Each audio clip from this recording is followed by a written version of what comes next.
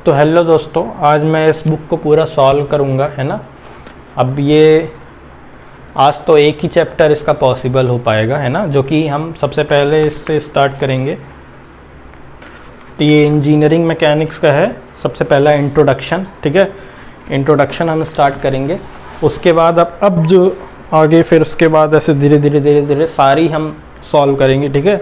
फिर उसके बाद इसमें और भी सारे सब्जेक्ट्स हैं, जैसे कि यहाँ पर अब अगर दिख रहा हो आपको, पॉसिबल हो तो, है ना। यहाँ पर मैकेनिक्स है, फिर उसके बाद जो है सोम है, टॉम है ना। ये सारे ही मैं सॉल्व करवाऊँगा। तो अगर आप एसएससी जेई के स्टूडेंट हो तो इस बुक से आपको प्रोडक्शन, है ना, और टॉम, सोम और मैकेनिक्स, ये तो काफ़ी इम्पॉर्टेंट पार्ट हो जाएगा, है ना, क्योंकि बहुत पूछा जाता है, ठीक। और चलिए फिर स्टार्ट करते हैं, सारे क्वेश्चन को सॉल्व करने की कोशिश करेंगे हम। तो पहला क्वेश्चन आपके स्क्रीन के सामने होगा कि what is the magnitude of the maximum disturbance in the medium on either side of the mean value called. तो इसका आंसर जो होगा ये है एम्पलीट्यूड। अब एम्पलीट्यूड क्यों है, तो सबसे पहले हम इसके बेसिक्स की बात हम करेंगे। जैसा कि आप जानते हैं, अगर एक ये सोर्स ऑफ साउंड है ना, ये एक सोर्स ऑफ साउंड है।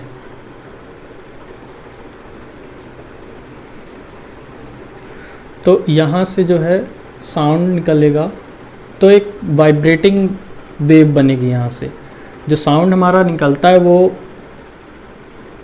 इस फॉर्म में निकलेगा।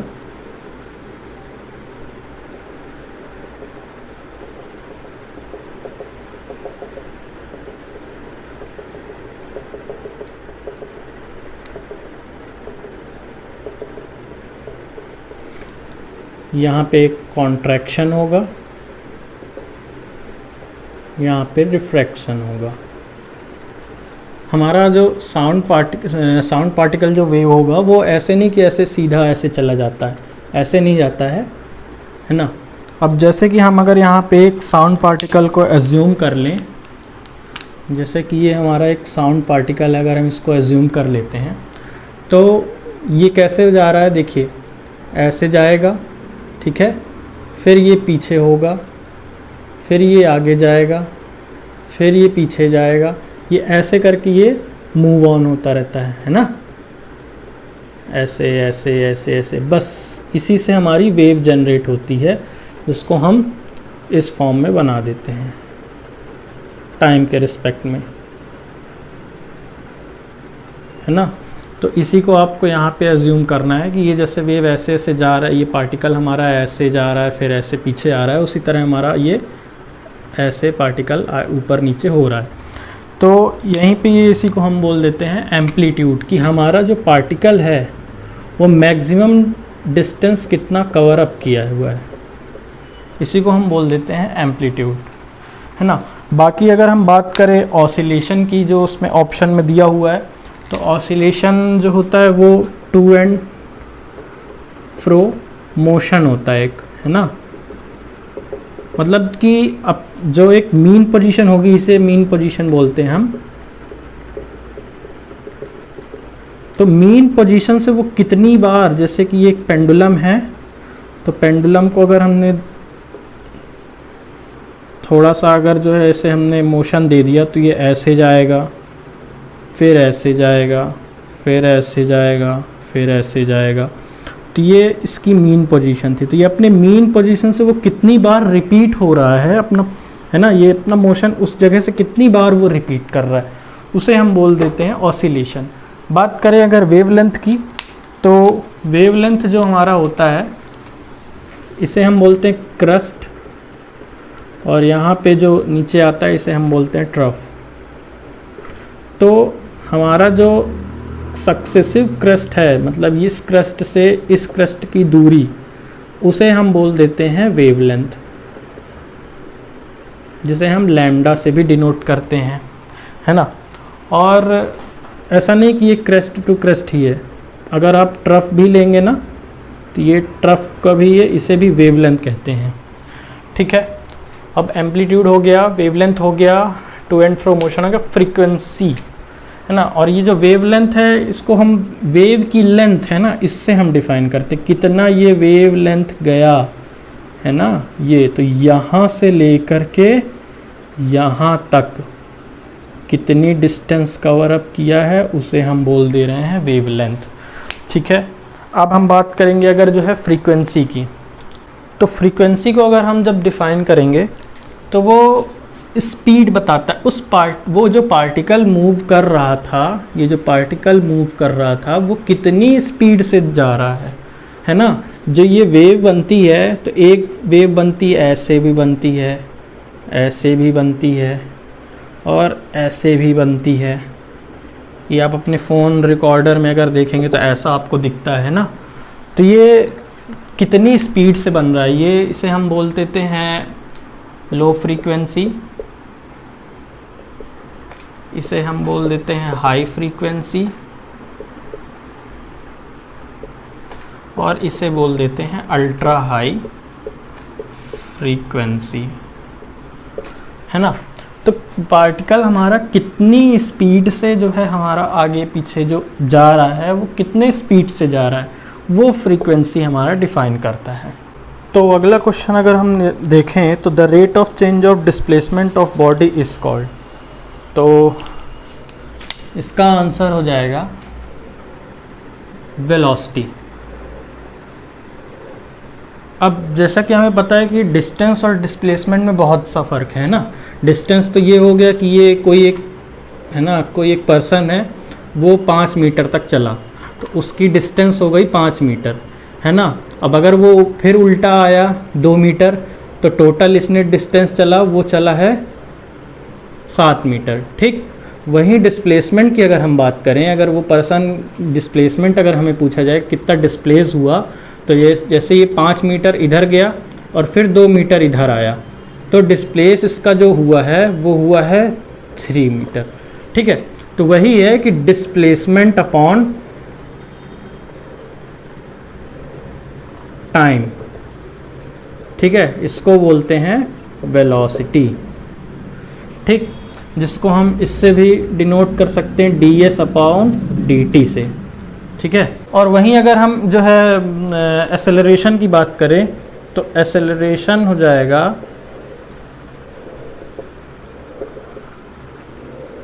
dv बाई dt, यानी कि rate of change of velocity, ठीक। और क्या ऑप्शन में दिया हुआ है, और दिया हुआ है मोमेंटम और इम्पल्स। तो अब हम बात करेंगे मोमेंटम की। मोमेंटम हम उसे बोलते हैं जैसे कोई एक बॉडी है और वो मूव कर रही है ना। कोई एक मास वाली बॉडी है वो मूव कर रही है, इसका फॉर्मूला होता है p से डिनोट करते हैं मोमेंटम को mv। और क्या था, इम्पल्स। जब किसी फोर्स के कारण अगर ये मोमेंटम चेंज हो रहा होगा तो हम उसे इम्पल्स बोलते हैं। इसको भी हम फॉर्मूला अगर लिख दें mv minus u upon t, इसका फॉर्मूला हो जाएगा। तो हमसे जैसे पूछा गया था कि डिस्प्लेसमेंट अपॉन टाइम का, तो वेलोसिटी इसका आंसर हो जाएगा ना, ds बाई dt, ओके। अगर हम नेक्स्ट क्वेश्चन की बात करें तो बोल रहा है if the line of action of all the forces are along the same line then the forces are said to be. Line of action of forces, तो इसका आंसर हो जाएगा कोलिनियर फोर्सेस, ठीक है। अब कोलिनियर फोर्स होता किसे बोलते किसे हैं, ठीक है। तो अगर जैसे कोई एक ये प्लेन है, ठीक है, किसी भी तरीके का, अब इसमें कोलिनियर में ऐसा होना चाहिए कि एक ही लाइन पे सारे फोर्स होने चाहिए। जैसे कि ये हमने एक लाइन बना दी इसमें, ठीक है, या ये लाइन बना दी हमने, तो अब हमारा जो फोर्स होना चाहिए वो इसी लाइन में होना चाहिए। जैसे कि ये F1, ये F2, ये F3, इधर भी अगर देखा जाए तो ये F1, ये F2, ये सब कोलिनियर फोर्स हो जाएंगे, ठीक है। अब अगर बात करें हम कोप्लानर फोर्सेस की, कोप्लानर फोर्सेस की, तो जब कोई फोर्स एक ही प्लेन पे लग रहा हो है ना, जैसे कि ऐसे भी लग सकता है, ठीक, और या तो फिर ऐसे ऐसे या ऐसे, कहीं भी किसी भी डायरेक्शन पे लग जाए, तो मतलब एक ही प्लेन पे होना चाहिए, उसे हम बोल देते हैं कोप्लानर फोर्सेस। कोप्लानर फोर्सेस में जैसे कि अगर ये देख पा रहे हैं ये पैरेलल है, तो इसी को बोल देते हैं कोप्लानर पैरेलल फोर्सेस, ठीक। तो अब अगर हम बात करें कि कॉन्करेंट फोर्स किसे बोलते हैं, कॉन्करेंट फोर्स हम उन्हें बोलेंगे जब फोर्स ऑफ सिस्टम एक ही पॉइंट पर आए, उसे हम कॉन्करेंट फोर्स बोल देते हैं। जैसे कि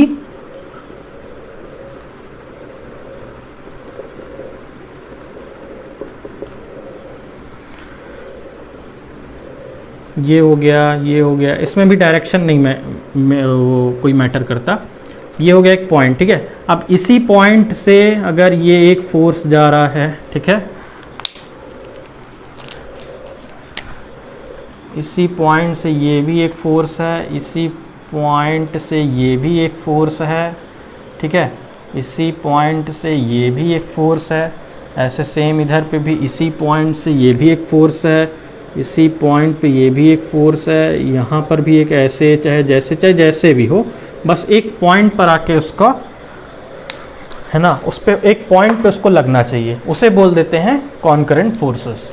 तो यहाँ पे जैसा कि आप देख पा रहे हैं, पहला ऑप्शन था कोलिनियर फोर्सेस, है ना, दूसरा है coplanar concurrent forces. Coplanar concurrent बोले तो कि एक ही प्लेन पे, है ना, कॉन्करेंट फोर्स हो रहे हों। फिर तीसरा ऑप्शन है non coplanar non concurrent force, मतलब एक प्लेन पे ना हो और कॉन्करेंट भी ना हो, तो हम उसे बोल देते हैं non coplanar and non concurrent forces. Coplanar parallel forces तो बता ही दिया है। तो अब हम नेक्स्ट क्वेश्चन के तरफ मूव ऑन करते हैं, है ना।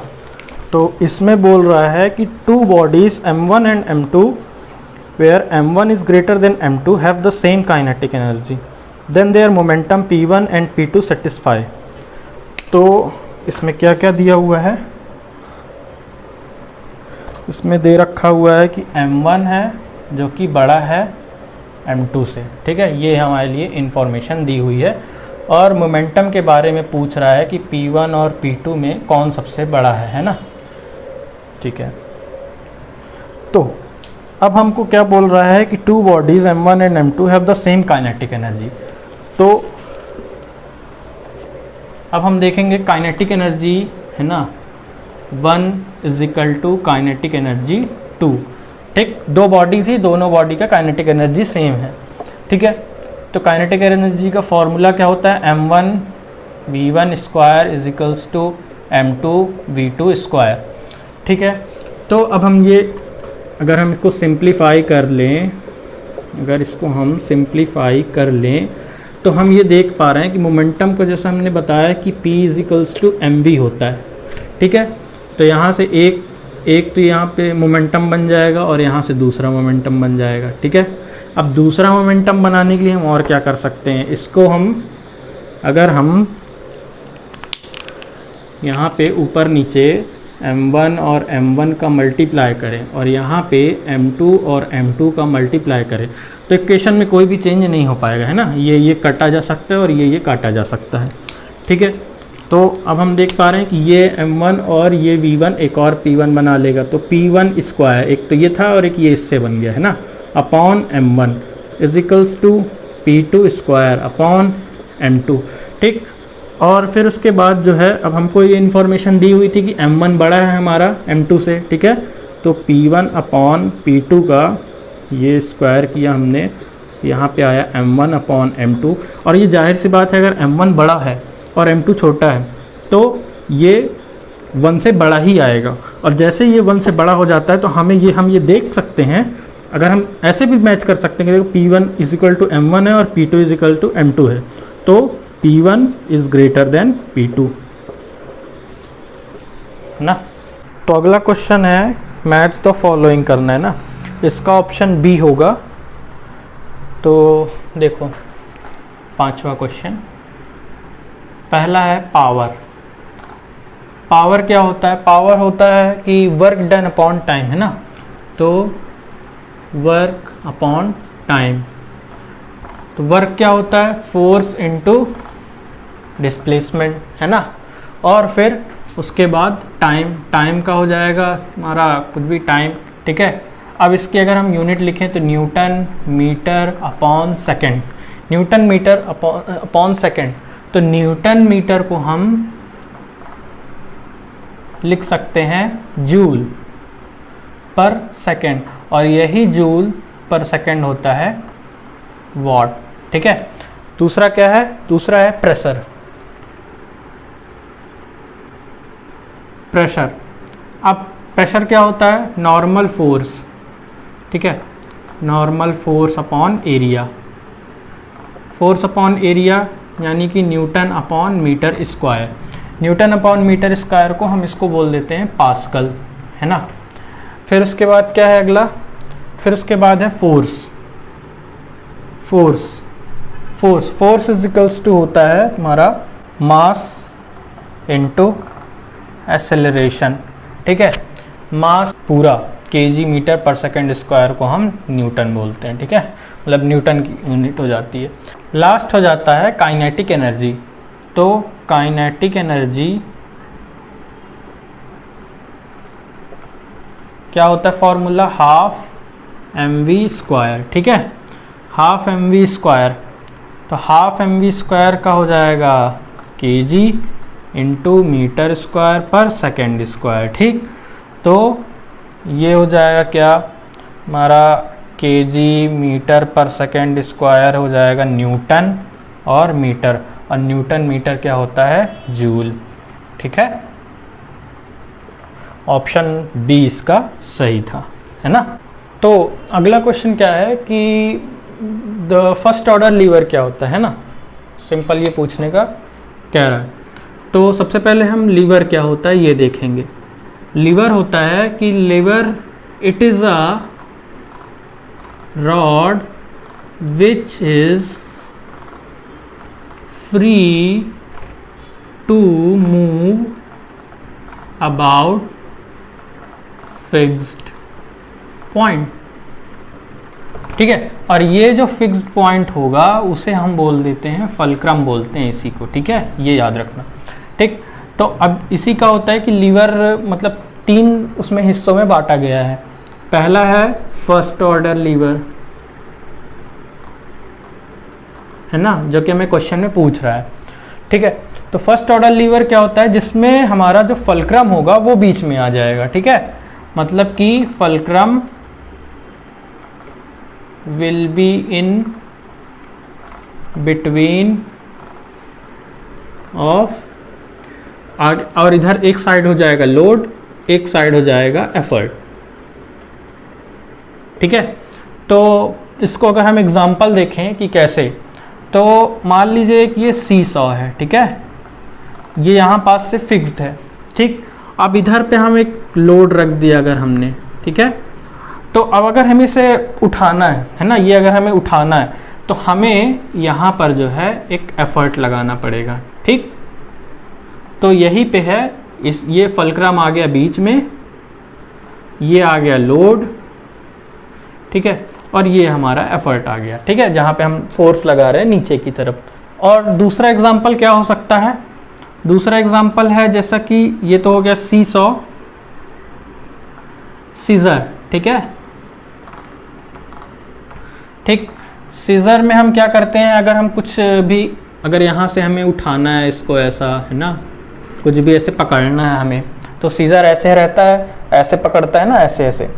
तो यहाँ पर भी देखो फल्क्रम बीच में आ गया और लोड आ गया, और यहाँ पे हम एफर्ट लगाते हैं। तो फर्स्ट ऑर्डर के बाद होता है सेकंड ऑर्डर। तो सेकंड ऑर्डर लीवर, ठीक है। सेकंड ऑर्डर लीवर क्या हो जाएगा, जिसमें हमारा लोड बिटवीन में आ जाए, ठीक है, लोड जो है बिटवीन में रहेगा, किसके किसके, फल्क्रम और एफर्ट के बीच में लोड हमारा बिटवीन में आ जाएगा। फॉर एग्जांपल जैसे आपने मज़दूरों को देखा होगा, है ना, मज़दूर लोग जैसे यहाँ से हम एफर्ट लगाते हैं, है ना, और यहाँ पे लोड रखा होता है, और ये हम इसको फल्क्रम बोल देते हैं, है ना, इसको बोल देते हैं क्या, लोड बैरो। दूसरा और क्या हम बोल सकते हैं, दूसरा और एग्जाम्पल है हमारा नट क्रैकर का, ठीक है, नट क्रैकर।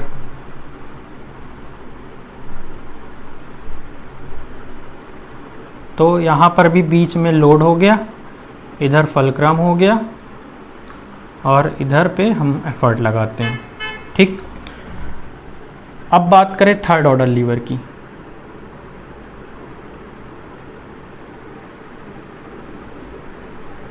थर्ड ऑर्डर लीवर में क्या हो जाएगा, पहला हो गया फलक्रम लोड, अब आ जाएगा एफर्ट बीच में हमारा रहेगा, किसके किसके, एफर्ट हमारा बिटवीन रहेगा फलक्रम और लोड के, ठीक है। तो जैसे कि इसका एग्जाम्पल क्या है, इसका एग्जाम्पल है टोंग्स, जो घरों में चिमटा वगैरह यूज़ करते हैं ना अपन रोटी सेकने के लिए, तो उसका देखिए ऐसे रहता है ना, ऐसा कुछ डायग्राम रहेगा, ठीक। ये हमारी अगर रोटी है, ठीक है ना, तो रोटी को हम ऐसे पलटते हैं, तो हम इसमें क्या करते हैं, इधर पे लोड रहेगा, ठीक, इधर पे हमारा फलक्रम रहेगा और यहाँ पे हम एफर्ट लगाते हैं, है ना। यहाँ किनारे नहीं लगाते, यहाँ पे बीच में ऐसे लगा करके उठाते हैं, पलटते हैं, ठीक है ना, ठीक। तो ये क्वेश्चन नंबर 6 था, है ना। क्वेश्चन नंबर 6 का ऑप्शन नंबर क्या हो जाएगा सही, बी। तो अब 7वां है question, steradian is the SI unit of, है ना। तो 7वां का बी सही हो जाएगा, है ना, सॉलिड एंगल, ठीक। तो अगला क्वेश्चन है 8 number, which of the following is a scalar quantity, है ना। तो 8 नंबर है, ठीक है। ऑप्शन दिया हुआ है फोर्स, एक्सेलरेशन, स्पीड, वेलोसिटी, तो आंसर होगा सी, जो कि है हमारा स्पीड। अब ये कैसे हुआ, है ना। तो सबसे पहले हम ये समझते हैं कि स्केलर क्वांटिटी है क्या, ठीक। तो स्केलर क्वांटिटी, स्केलर क्वांटिटी उसे बोलते हैं जो कि ऐसी इंफॉर्मेशन, किसी सिस्टम की ऐसी इंफॉर्मेशन, है ना, जिसको डिस्क्राइब करने के लिए केवल मैग्नीट्यूड की बस हमें ज़रूरत पड़े, है ना। तो ओनली मैग्नीट्यूड इज नीडेड, है ना। तो इसके एग्जाम्पल क्या क्या हो सकते हैं, एग्जाम्पल आपके सामने, एक तो ये स्पीड है ही, है ना, लेंथ भी बोल सकते हैं, ठीक है, लेंथ, एरिया, ऐसे कई सारी चीज़ें। अब उसके हिसाब फिर उसके बाद जो है स्केलर के बाद और क्या कौन सी क्वांटिटी होती है, एक होती है वेक्टर क्वांटिटी,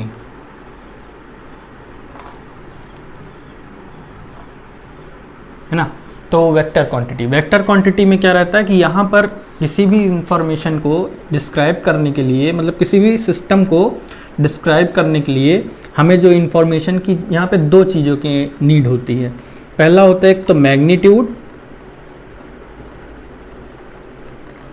और दूसरा होता है डायरेक्शन,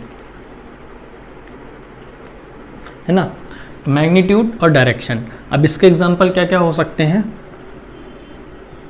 इसका एग्जांपल सबसे पहला तो एक्सेलरेशन, है ना, वेलोसिटी, क्योंकि हम एक्सेलरेशन को केवल ये नहीं बोल सकते कि हाँ भाई ये 9 मीटर पर सेकेंड स्क्वायर, बस इससे हम नहीं डिस्क्राइब कर सकते। अब ऊपर हो रहा है कि नीचे हो रहा है ना, मतलब ऊपर नीचे का मतलब ऐसा कि ज़्यादा तेज़ जा रही, एक्सेलरेट कर रहा है कि डी एक्सेलरेट कर रहा है बॉडी, तो हम ऐसे नहीं बता सकते ना कि 9 से केवल हम उसे नहीं डिस्क्राइब कर सकते, ठीक। उसके बाद अगला क्वेश्चन है 9th number, 1 kilowatt hour energy is equal to, है ना।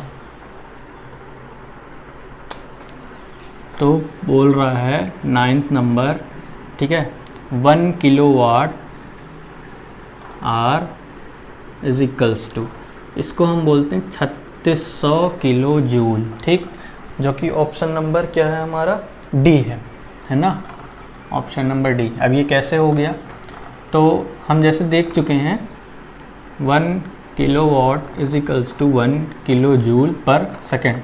ये तो हमें पता है, ये भी पता है 1 सेकेंड इज इक्वल्स टू 1/36 है ना आर, ये हो गया।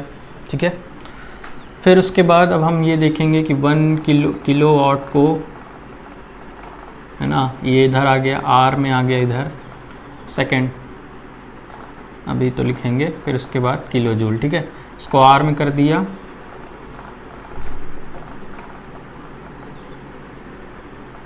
ठीक, ये आर में हो गया, ये किलो जूल, तो kilo watt hour is equals to 3600 kilo joule, है ना। अब अगला क्वेश्चन है क्वेश्चन नंबर 10 क्या कहता है, 1 kg force is equal to, तो 1 kg F is equals to 9.81। तो अब बात करेंगे क्वेश्चन नंबर 11 की, what does the prefix femto stands for, है ना। तो इसका आंसर हो जाएगा डी, 11 का डी, है ना, जैसे कि फेम्टो, है ना। अब हम इन सब की यूनिट लिख देते हैं।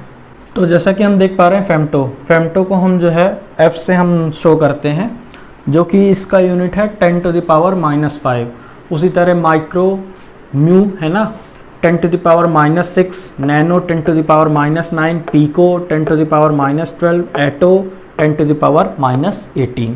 ठीक, ऑप्शन नंबर डी सही था इसका, जो कि हमें पूछा था फेम्टो का, F इज है ना 10⁻⁵। तो अब हम 12, 13, 14 को एक साथ करने की कोशिश करेंगे, है ना। तो सबसे पहले 12th नंबर देखते हैं कि Tesla is the SI unit of, है ना। तो मैग्नेटिक फ्लक्स, इसका ऑप्शन नंबर ए सही हो जाएगा, जो कि मैग्नेटिक फ्लक्स डेंसिटी होता है ना। क्या होती है इसकी यूनिट, इसकी यूनिट हो जाती है टेस्ला। ठीक, बात करें अगर और अदर ऑप्शन में क्या क्या दिया हुआ, magnetic flux, luminous flux, illumination. तो मैग्नेटिक फ्लक्स का जो SI यूनिट होता है वो हो जाता है वेबर, जो कि ऑप्शन नंबर क्वेश्चन नंबर 14 में भी दिया हुआ है ना। क्वेश्चन नंबर 14 में यही पूछा था कि what is the SI unit of magnetic flux, तो उसका ऑप्शन हो जाएगा ए, वेबर। ठीक है, जो कि 14 नंबर आप देख पा रहे होंगे। उसके बाद अगर हम बात करें लुमिनस फ्लक्स, तो लुमिनस फ्लक्स की SI यूनिट हो जाती है लुमेन। और उसी तरह इल्यूमिनेशन की बात करें, इल्यूमिनेशन की SI यूनिट हो जाएगी लक्स, है ना। यहीं और अगर हम आगे बढ़ें तो क्वेश्चन नंबर 13 बोल रहा है कि the metric system was organised in, तो मैट्रिक सिस्टम ऑर्गेनाइज्ड इन, तो 13 का आंसर हो जाएगा डी, जो कि फ्रांस में, है ना। फ्रांस में कब हुआ था ये, आई थिंक 1889 में हुआ था, है ना। उसके बाद हम अगर बात करें, ये तो था हमारा MKS यूनिट, ठीक है, MKS यूनिट। यही अगर बात करें हम CGS यूनिट की, तो CGS यूनिट जो है जर्मनी की तरफ से दिया गया था। कब दिया गया था, आई थिंक 1832 है, चेक कर लेना, मुझे याद नहीं है।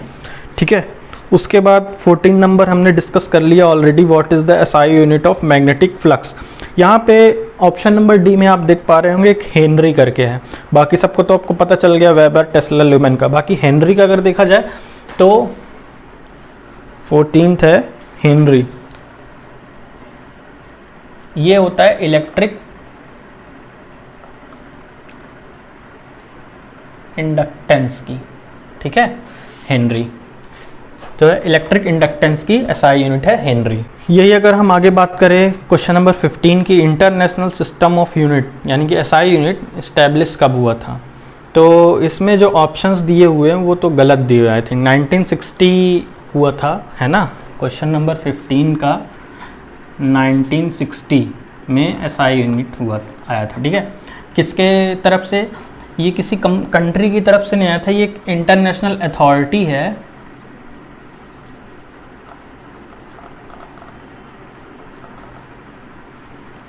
CGTM, है ना। ये एक इंटरनेशनल अथॉरिटी है। बात अगर करें क्वेश्चन नंबर 16 की, तो the degree of freedom of a simple pendulum is, इसका आंसर हो जाएगा डी, क्वेश्चन नंबर 16 का डी, है ना। कैसे 1 कैसे हो जाएगा डिग्री ऑफ फ्रीडम, है ना। ये एक पेंडुलम है, ठीक, इसको हमने थोड़ा सा डिस्प्लेस कराया कितना थीटा डिग्री पर, तो ये केवल ऐसे ऐसे ही जाएगा ना, है ना, ऐसे ऐसे तो नहीं चला जाएगा। हाँ, अगर हम ऐसे ऐसे अगर बोलें तो भी एक ही डायरेक्शन में हो रहा है, और ये भी अगर ऐसे ऐसे जा रहा है तो एक ही डायरेक्शन में ये मूव हो रहा है ना, तो डिग्री ऑफ फ्रीडम 3 हो जाएगा। हम इस तरह से देख सकते हैं और ऑब्जर्व करके बता सकते हैं। लगभग कई सारी जगहों पे ये अगर जैसे कुछ भी दिया हुआ है स्प्रिंग का, अगर यहाँ पे हम स्प्रिंग लगा दें, ठीक है, तो स्प्रिंग का भी डिग्री ऑफ फ्रीडम 1 हो जाएगा, ठीक है। लेकिन यही अगर हम पेंडुलम लगा दें, स्प्रिंग और पेंडुलम, तो इसका हो जाएगा डिग्री ऑफ फ्रीडम 2, क्योंकि स्प्रिंग का तो अलग है ना, डायरेक्शन मतलब ऐसे ऐसे होने का, साथ ही पेंडुलम का ऐसे है, कितने डायरेक्शन में मूव हो रहा है, 2 डायरेक्शन में। तो अगले क्वेश्चन की तरफ अगर मूव ऑन करें तो क्वेश्चन नंबर 17 बोल रहा है कि which of the following is the unit of energy, जो कि ऑप्शन में दिया joule, newton metre, electron volt. तो इसका ऑप्शन जो है सारे ही सही हो जाएंगे, है ना, जो कि ऑल ऑफ द अबव हो जाएगा। ऑल ऑफ द अबव कैसे? एनर्जी हम बोलते किसे हैं? एनर्जी हम उसे बोलते हैं ability to perform a work, है ना, तो ability to perform a work को हम एनर्जी बोल देते हैं। इसी के साथ इसके बहुत सारे टाइप्स होते हैं, है ना, जिसमें से ये 2 भी होते हैं, एक मैकेनिकल एनर्जी और एक इलेक्ट्रिकल एनर्जी, ठीक है। तो मैकेनिकल एनर्जी में भी क्या क्या होता है, जैसे कि पोटेंशियल एनर्जी, काइनेटिक एनर्जी, है ना, तो इनकी यूनिट क्या होती है? न्यूटन मीटर और जूल, ठीक। उसी तरीके से इलेक्ट्रिकल एनर्जी में भी एक होता है क्या, जैसे कि इलेक्ट्रॉन एनर्जी, जिसे हम इलेक्ट्रॉन वोल्ट, उसकी जो है हम जानते हैं कि उसका इलेक्ट्रॉन वोल्ट जो है यूनिट होता है, ठीक। बात करें अगर हम क्वेश्चन नंबर 18 और 19, है ना, तो 18 और 19 जैसा कि आप देख पा रहे हैं स्क्रीन में, और ये the unit of power in SI unit कितने एग्ज़ाम में, जैसा कि आप देख रहे हैं, यूपी, है ना, और एसएससी, डीएमआरसी, जेई, है ना, कई बार कई सारे एग्ज़ाम्स में ये पूछा जा चुका है। तो 18 है पावर, है ना, पावर की एसआई यूनिट, जैसा कि हम क्वेश्चन नंबर 5 में हम ऑलरेडी डिस्कस कर चुके हैं पावर की एसआई यूनिट, ठीक है, तो जो कि होती है वाट, ठीक। अगर क्वेश्चन नंबर 19 की हम बात करें, क्वेश्चन नंबर 19 में क्या दिया रखा है? The unit of work is, ठीक है, तो द यूनिट ऑफ वर्क इसमें ऑप्शन दिया हुआ है, तो इसका हो जाएगा किलोवाट आवर, ठीक। जैसा कि इसको हम और कैसे कर सकते हैं, देखो, पावर इज इक्वल्स टू होता है वर्क अपॉन टाइम होता है। अगर हम वर्क की निकालना चाह रहे हैं तो पावर इंटू टाइम हो जाएगा, पावर का हो जाता है वाट, और टाइम हम आर में ले लिए तो वाट आर हो गया, या फिर किलोवाट आर, ठीक है। वाट में ले रहे हैं तो सेकंड, और किलोवाट में ले रहे हैं तो आवर, ठीक है। तो ऑप्शन नंबर इसका हो जाएगा बी 19 का। 18 का क्या था? 18 का था बी, ठीक। तो अगला क्वेश्चन है कि which of the following is not the unit of distance, है ना, ऑप्शन दिया हुआ है light year, micron, millimetre, milestone. तो इसमें पूछा हुआ है not the unit of distance, है ना, तो माइलस्टोन। माइलस्टोन किसे कहते हैं? माइलस्टोन जैसे कि अगर सड़क किनारे आप देखते होंगे ना, एक ऐसा, है ना, एक ऐसा पत्थर रहता है जिसमें लिखा रहता है आपका डेस्टिनेशन लिखा रहेगा, है ना, और समथिंग 25 किलोमीटर, है ना, तो इसे हम माइलस्टोन बोलते हैं। तो ये कोई यूनिट नहीं है ना, ये जो है इसमें यूनिट पूछा हुआ है, तो ये कोई यूनिट नहीं है ना डिस्टेंस की। अब अगले क्वेश्चन में बोल रहा है विच of the following is a vector quantity, है ना, तो वेक्टर क्वांटिटी हम ऑलरेडी डिस्कस कर चुके थे, सिंपली इसका आंसर है मोमेंटम, है ना।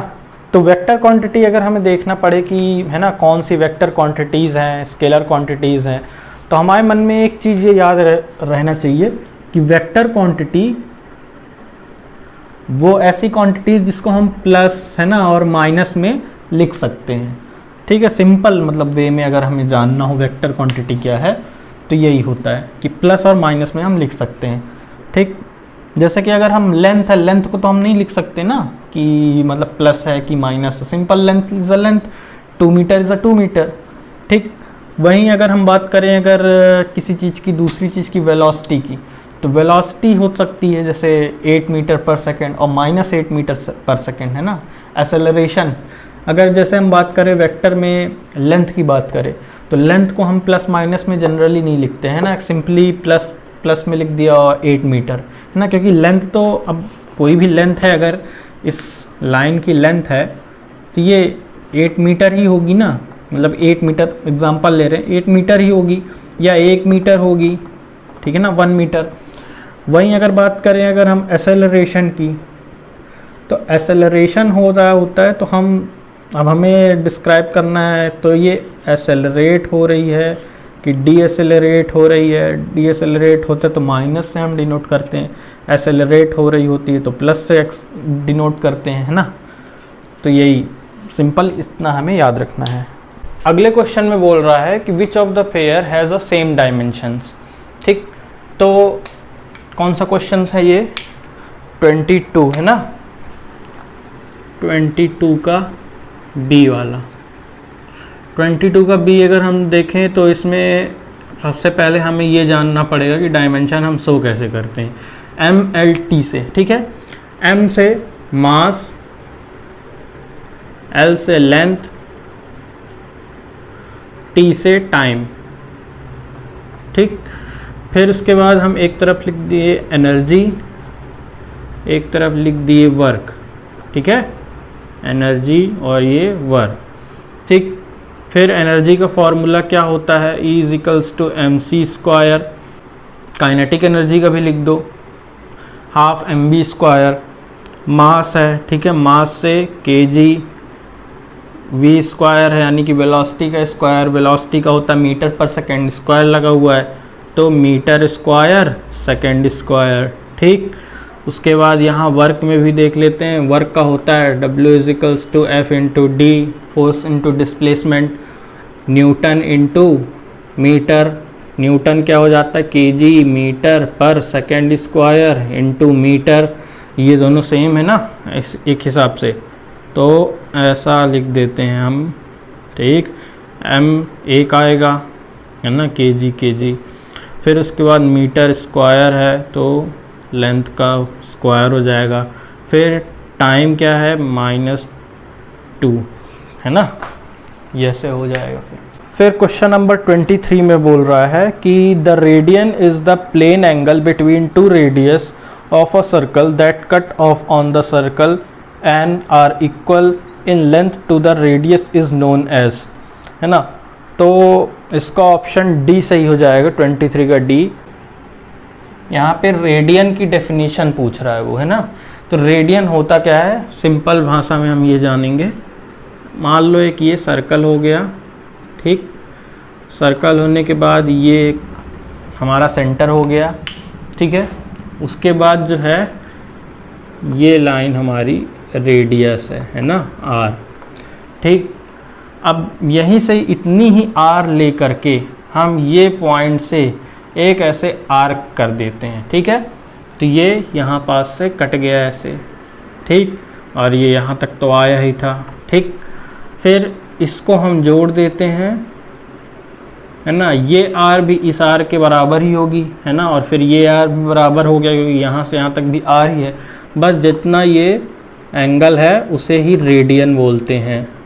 और radian is nothing but the, है ना, SI unit of the angle measurement, ठीक है। डिग्री नहीं होता, रेडियन होता है, ठीक। फिर उसके बाद नेक्स्ट क्वेश्चन है कि if a force acting at a point on a rigid body is shifted to any other point which is on the line of action of the force, the external effect on the force on the body remains unchanged. तो option number A सही हो जाएगा 24 का, यानी कि transmissibility, है ना। क्या था, principal of transmissibility.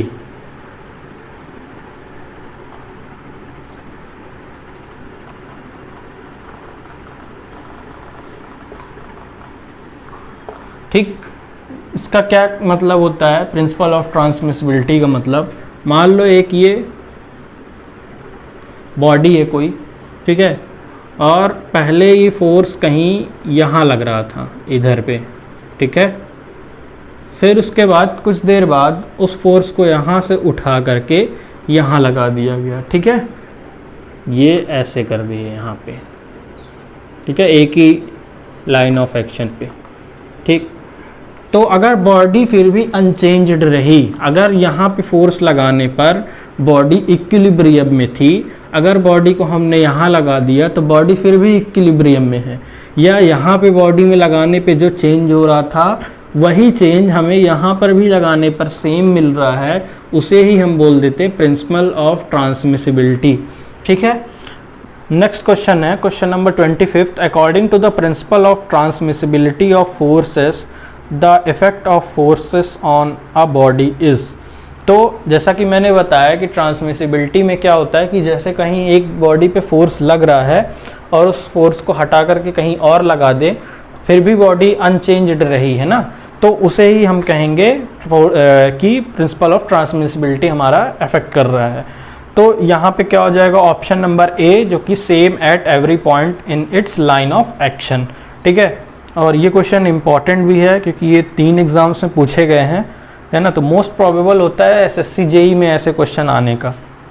26th question है the CG of a solid hemisphere on the central radius from the plane base lies at a distance of. तो इसका ऑप्शन हो जाएगा option number C, question number 26 का ऑप्शन नंबर सी सही हो जाएगा, जो कि है 3r/8। ऐसा क्यों, इसका जो डेरिवेशन होगा वो जब सोम का पार्ट होगा उसमें कराया जाएगा, ठीक है। अभी इसे लेफ्ट कर देते क्योंकि वीडियो भी काफ़ी लॉन्ग होती जा रही है। फिर the dimension of the surface tension are, इसका ऑप्शन नंबर डी सही है। डी कैसे, क्वेश्चन नंबर 27। सरफेस टेंशन का क्या फॉर्मूला होता है, F/L, है ना, तो फोर्स अपॉन लेंथ, ठीक, फोर्स का न्यूटन अपॉन मीटर, न्यूटन क्या kg मीटर पर सेकेंड स्क्वायर इनटू मीटर, ये मीटर से ये मीटर गया, बचा क्या केवल kg अपॉन सेकेंड स्क्वायर, ठीक है। फिर उसके बाद ये क्या आ जाएगा mL/t, तो m है 1, L 0 है, यहाँ पे लेंथ है ही नहीं, टाइम -2, ठीक।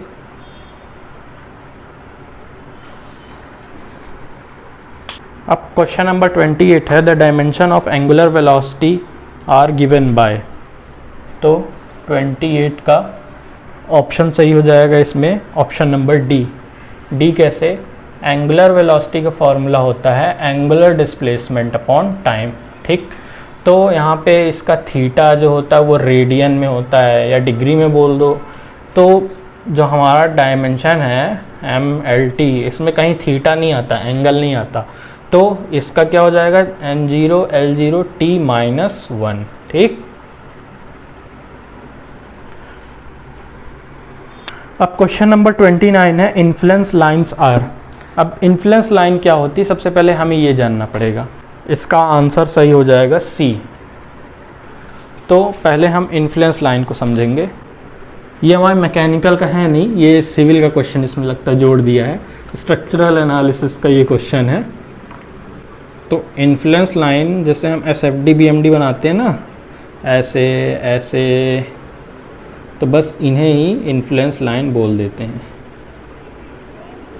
ठीक। बस हमें इतना ही जानना है क्योंकि ये हमारे कोर्स का है नहीं, इसमें दे दिया है इस बुक पे, बट ये हमारे कोर्स का है नहीं, ठीक है। इन्फ्लुएंस लाइन बेसिकली इसी को बोल देते हैं, जो SFD BMD जिस लाइन से बनती है उसे ही इन्फ्लुएंस लाइन बोल देते हैं, ठीक। तो ये पहला चैप्टर ख़त्म हुआ इंट्रोडक्शन, जो कि इसमें बुक में दिया हुआ था इंजीनियरिंग मैकेनिक्स का, है ना। अब अगला जो चैप्टर आएगा वो फोर्स एनालिसिस का आएगा, वो अगली वीडियो से स्टार्ट करेंगे हम, है ना। तो वैसे ये बुक काफ़ी यूज़फुल है SSC JEE के लिए, आप इसे ले सकते हैं। बाकी मैं इसका पूरा सॉल्यूशन देने वाला हूँ आपको, और अगर वीडियो आपको पसंद आई तो लाइक करिए, शेयर करिए है ना, और सब्सक्राइब ज़रूर करना। मैं ऐसी और भी वीडियोस लेकर आऊँगा आपके बीच, है ना। जल्दी आएगी अगली वीडियो जो कि नेक्स्ट चैप्टर के लिए रहेगा, है ना। अगर आप बुक नहीं अफोर्ड कर सकते तो मैं तो पूरा सॉल्यूशन यहाँ करवा ही रहा हूँ। Thank you.